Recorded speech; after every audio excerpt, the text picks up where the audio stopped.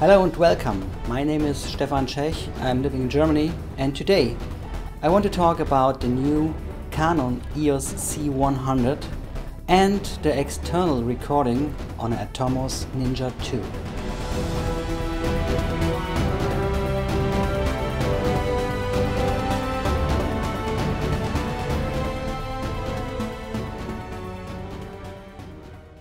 In the fall of 2011, Canon introduced a new product line, the cinema cameras from Canon, the EOS C300. 1 year later, in the fall of 2012, Canon now introduced the new C100.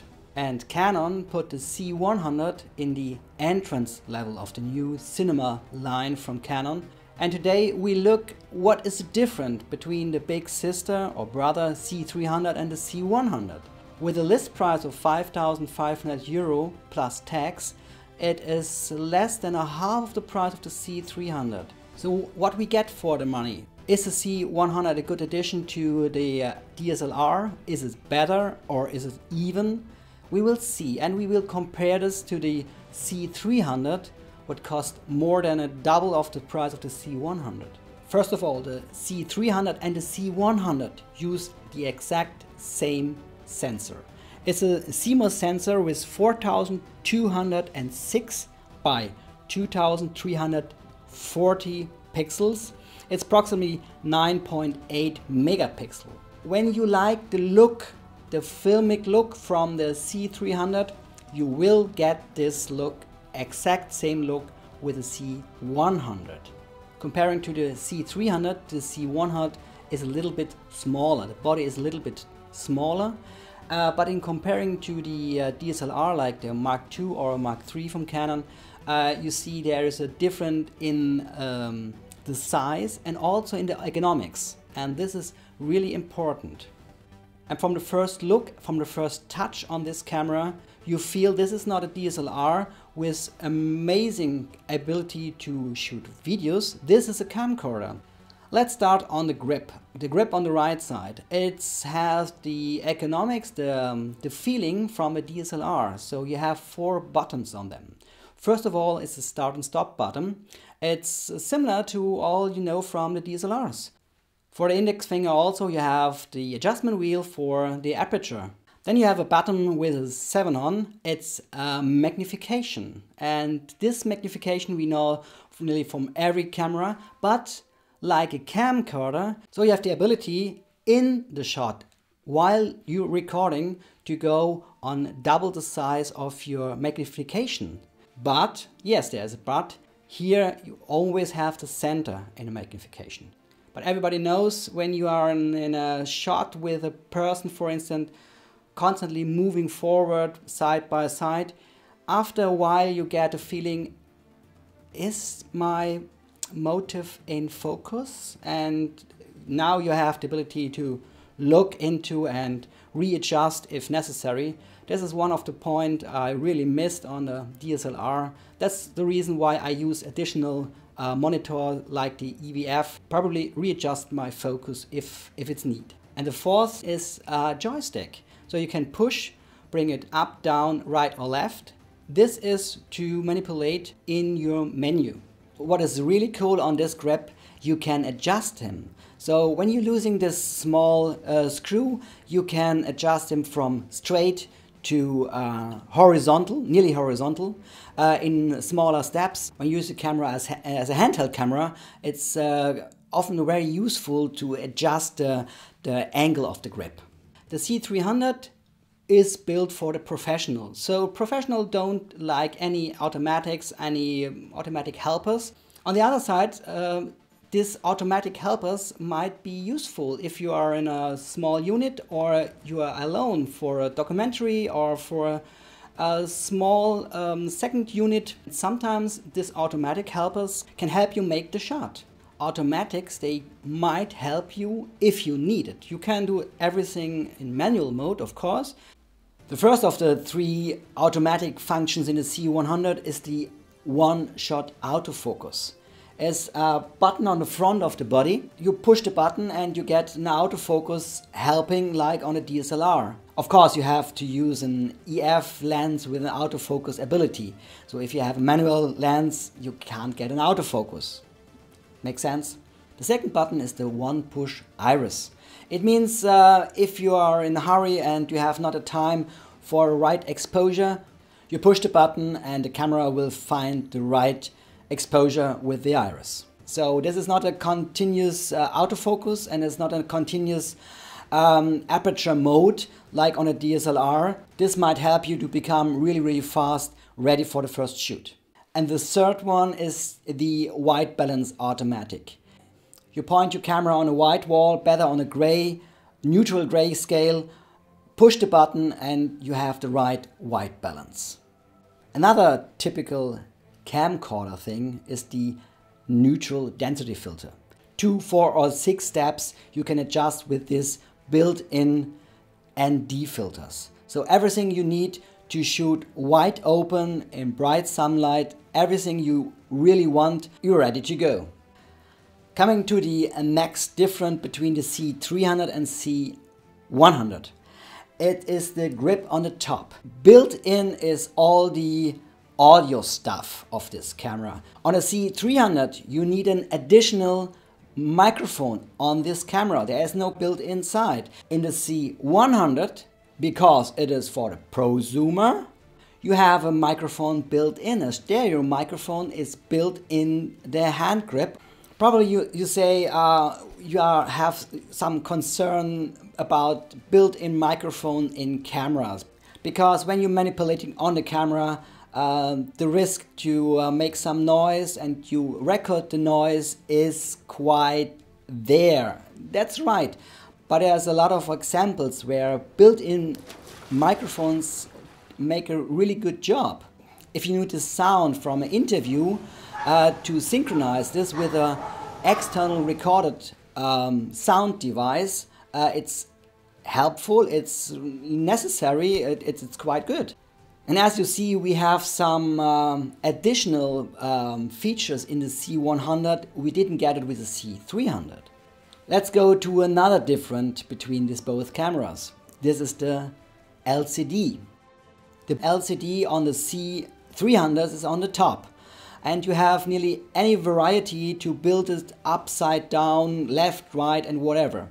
On the C100 it is fixed on the back side. You can flip it and you can bring it up and down, and when you turn it around the picture flips automatically, but you have not the freedom like on a C300. But it works. And the LCD screen is really good. The color is good, the contrast is good, the brightness and the resolution are really good, and you have a really good chance to adjust your picture. Yes, you have also a built-in viewfinder, but believe me, I don't want to spend more than 10 seconds on these things.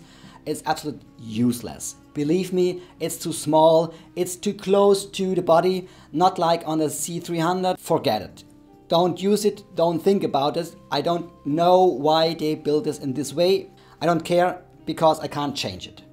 And when we look on the screen, we see a lot of things we really missed on a DSLR. First of all, it is the peaking. The peaking here in blue shows where is my focus. Where exactly is my focus? Which part of the frame is in focus? You have a chance on moving motifs to follow with your focus. The next one is the zebra. The zebra shows the part of the picture they are overexposed. So you have two different zebras in 70% and 100%. Then you have the chance to prevent to have a blowout in your picture. Blowout means you have no information in this area. Even in a post-production you have no ability to bring more texture in this area. Another really useful tool is the Waveform Monitor. The Waveform Monitor gives me more information where in my framing is the low and the highest point. Highest point from the exposure. Another difference between the C100 and C300 is the lens you can use. You can choose the C300 as a PL mount or a EF mount version. The C100 you only get as an EF version. But to be honest, the EF version is quite good.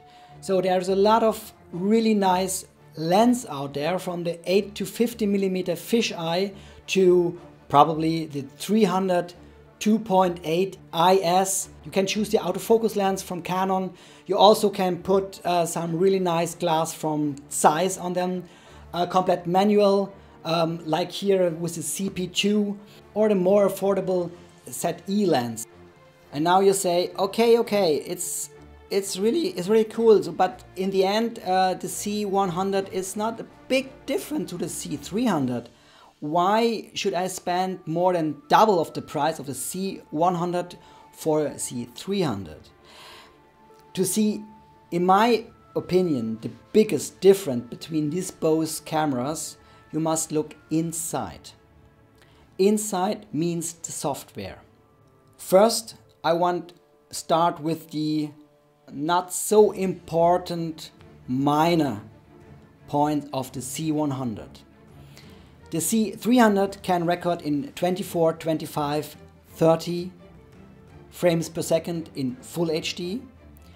In 720p it can record also in 50 or 60p.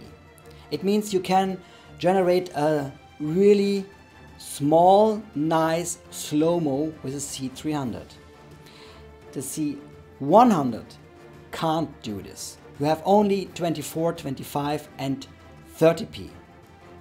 But the biggest, absolutely biggest difference between these both cameras is the internal codec. The codec in which this camera records all what they can through the lens on this really nice sensor. The C300 records on an 8-bit 422 50 Mbit codec. This is a worldwide accepted codec for broadcasting, for commercials, for whatever. 422 8-bit 50 Mbits, you can use it in nearly any editing system. The C100, yeah, it uses a 8-bit 420 24 AVC HD consumer codec. I call it consumer codec because you find it nowhere in the professional world. You always find it in consumers, probably on prosumer camcorders. It means it had a high compression, much more higher compression than in a 5D Mark II or 5D Mark III. And you have 420 color compression. It means it's half of the information of the color like on 422. When you say, okay, Stefan, it's fine, it's a good camera, but with this codec, forget it. Stop. Because there is a solution for this. Let's take a short look to fall of 2012 when Canon introduced the new C500. It's a 4K camera, but can't capture 4K internal in the camera. So Canon give this opportunity to record in the high 4K mode only for external recorder or external device. So let's take a look on devices. They can record all the stuff we need in a much better quality. One of the companies, they had a really good name for this kind of external recorder is Atomos from Australia. Atomos offers two different record units. First of all is the Samurai, and the second is the Ninja, now in the second edition. Another difference between the C300 and C100, the C300 has an HD SDI out. Important if you have an external recording or an additional monitor to put on the camera. The Samurai has an HD SDI input, so you can't use it directly with the C100. Except you have an adapter for this. But the Ninja 2 had an HDMI in and out, so you can directly connect this both devices together. You get a clean HDMI signal out of this camera. the C100 and C300 offers an 8-bit 422 uncompressed signal. So that is really cool, because then you can record it on a high quality, for instance, ProRes codec into the Ninja. You have a choice of two different high quality codecs to record inside the Ninja 2. First of all is the Apple ProRes and the Avid DNX HD codec. But let's keep on the ProRes codec. You have the LT with 100 Mbit, the ProRes 422 with 150 Mbits, and the Apple ProRes HQ with 220 Mbits per second. All these codecs are 10-bit codecs. The camera only delivers 8-bit, but the recorded codec is 10-bit. On the left side we see a HDMI in and out. The in, of course, you came with a cable from the camera into the Ninja 2. The out HDMI connections is, for instance, for an additional monitor, field monitor. And then we have an analog audio in and out. The out is used as a headphone jack because there is no built-in speaker, what is good. And the analog sound in for a mixer, for additional microphone or another source of sound you want to record. On the back side you can put two batteries on. These are Sony NP batteries. Two means you can hot swap them. So one in the Ninja, one on the battery charger. The Ninja 2 comes in a rugged carry case with a double battery charger, with a docking station, with two master caddy cases and two Sony NP batteries. These batteries are really reliable, cheap, you get it in different sizes, different powers, and you see the docking station with the connectivity for Firewire 800s and the USB 2 or 3, so you can bring your material really fast in a Macintosh or in PC. Let's start with the connections. First of all, you have the HDMI on the C100 and you have a HDMI in and out on the Ninja 2. First of all, put the HDMI into the C100 and the other end in the Ninja 2. And when the connection is done, you see on the left corner the 1080p 25. This is the internal signal from the C100. Now you have different choices to make on the Ninja. First of all, you see the different kind of codecs you can use. On the lower right corner you see the approximately recording time depending on the choosing codec and the internal signal. So when you change the internal recorded codec, you see the changing in the maximum recording time. When you change the different codecs, you always see a different maximum recording time. Let's stay on ProRes 422, it's quite nice. The internal media is an Hitachi 500 GB hard drive. Here you see the time code. For this you have to choose the right camera. You have the choice between Panasonic, Red Epic, Sony, Canon and Arri. Okay, we go back to the Canon and now we switch to the source HDMI. Now we get all the information from the C100 directly in the Ninja 2. Let's go to the setup of the C100 to record externally and trigger the Ninja 2. First go on the menu, then go down to other functions, right, and then down to HDMI. When you go on HDMI, then you see the time code is gray. That's because we already have a connection over HDMI with an external device. So what you can do is really easy. Pull the HDMI cable out and then you see time code.